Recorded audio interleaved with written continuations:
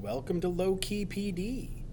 In this video, we're going to explore the sharing options in a Google Doc. So if you have a Google Doc open, go to File, and then not too far down you have Share. The first thing we're going to look at is Share with Others, but after that we have Publish to the Web. We will be looking at that in a moment. So if we click on Share with Others, this is basically sharing Google Docs the way you're used to. You can type in somebody's username or the first part of their email address and add them to the doc as a contributor. Once you do that, you can also control what types of rights that they will have when they have access to the document. Right now, you can set them up as an editor, which gives them the ability to do pretty much anything. A commenter, so they can't really change things, but they can make comments off to the side. Or a viewer, which means they can basically read what's on the document. They can't make changes, they can't suggest changes, they can't do any of that, but they can read it.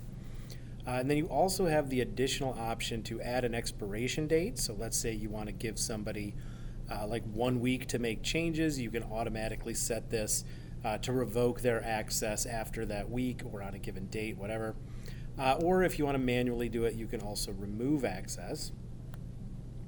Under general access, the default here is typically restricted, which means only those people with access can actually open it. But you can change that. If you select MSD of Boone Township, that means anybody who has one of our email addresses, provided they have the link, they will be able to open the file. Or you can select anyone with the link. This is probably something you would do if you were going to publish this on a website or something. Basically what that would mean is they don't have to be an MSD of Boone Township employee. They don't have to have one of our email addresses. If they have the link, they'll be able to open it. And then once you are ready to share it, you can copy the link and then send that in email, post it on a website, whatever. And then when you're done, simply click Done. The other option under Share is to publish to the web. So let's look at what happens if we select that. Now, right now, this document is not being published. Right? Notice the button is blue. That means if I want to publish it, I have to engage that. If I click on the little down arrow, I also have some more options. I can restrict access to the following. That would just be people with our email addresses, MSD of Boone Township.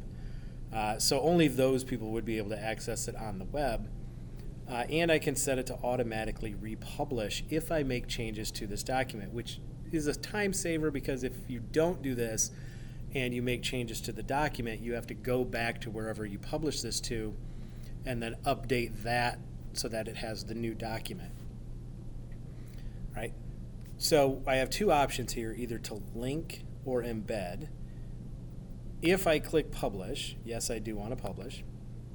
Notice it gives me a link. If I'm on the link tab, I can take this link, copy it, share it through Gmail, Facebook, or Twitter, or I can embed the document into a website. Typically what this would mean is the website is already there and you want the document itself to be part of a specific web page.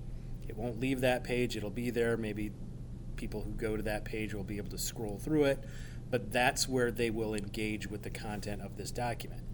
So this typically means they'll see the document in a web page. That's what embed will do. Link just means it's going to open up the document in their browser. Right? So just like a normal Google Doc.